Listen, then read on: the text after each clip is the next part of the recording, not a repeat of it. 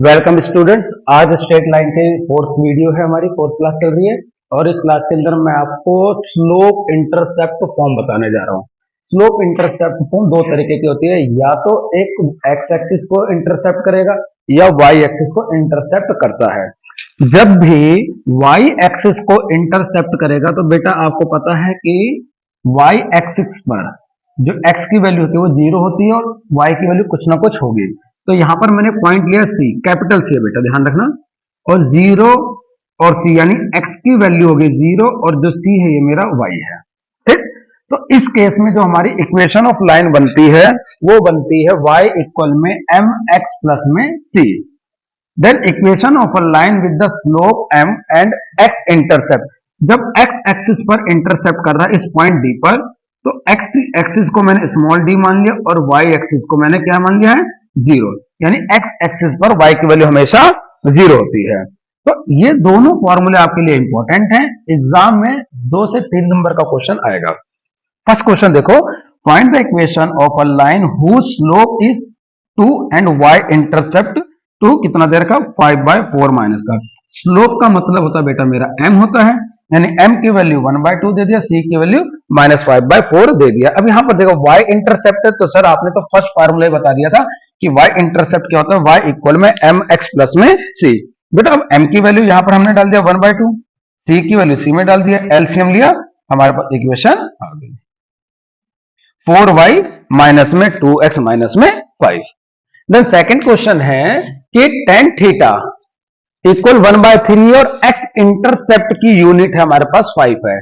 Sir x intercept तो अपने second formula बताया था, हाँ जी बिल्कुल, y इक्वल में m x माइनस में d, और m क्या है, tan थीटा, और m की वैल्यू मुझे दे दी 1/3 और d की वैल्यू मुझे दे दी 5।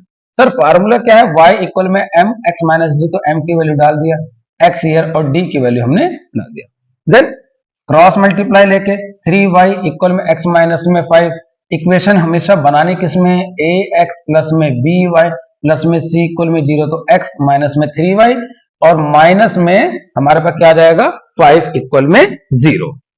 थर्ड, अब आपको इक्वेशन दे दिया बेटा, ध्यान रखना इक्वेशन दे दिया गया है और यहां पर आपको बोलेगा कि स्लोप निकालिए या y इंटरसेप्ट निकालिए या x इंटरसेप्ट निकालिए।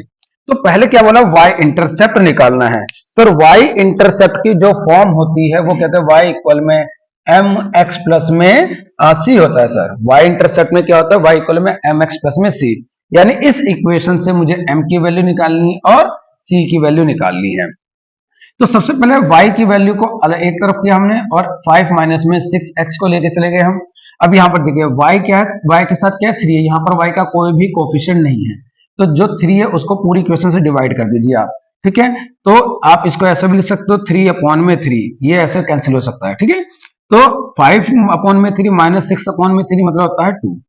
तो y इक्वल में 3/5 हो जाएगा बेटा, ये हो जाएगा हमारे पास 5/3 और हो जाएगा हमारे पास 2। तो आप ये देखोगे कि m की वैल्यू क्या है, जो x का कोफिशिएंट होता है वो m होता है, m की वैल्यू अभी माइनस में 2 और जो कांस्टेंट टर्म होता है वो होता है मेरा c, 5/3 आ गया बेटा।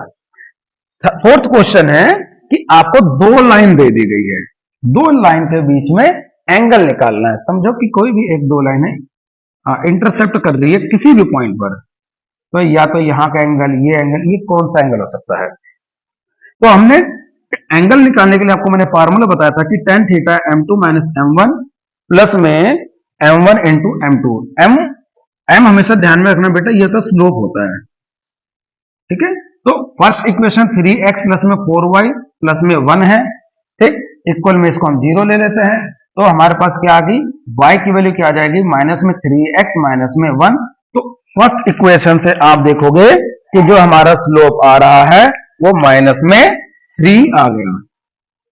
सेकेंड इक्वेशन से हमारा जो स्लोप आ रहा है वो क्या आ रहा है, माइनस में 1/3, जो x का कोफिशिएंट होता है बेटा वही हमारा स्लोप होता है। देन अब इक्वेशन में m1 और m2 की वैल्यू को हमने पुट कर दिया है। First equation minus 1/3 1/√3 plus minus और ब्रैकेट में माइनस में अंडर रूट 3, तो माइनस माइनस में प्लस हो जाएगा। इसका जब एलसीएम लेंगे तो -1 प्लस में 3 अपॉन में रूट 3 आ जाएगा। डिनोमिनेटर में 1 प्लस में m1 इंटू m2 है, तो रूट 3 से रूट 3 कैंसिल होगा, माइनस माइनस मल्टीप्लाई तो प्लस, ठीक है। तो आप बेसिकली यहां पर देखोगे ये वैल्यू मेरी प्लस की हो जाएगी, 2 हो जाएगा।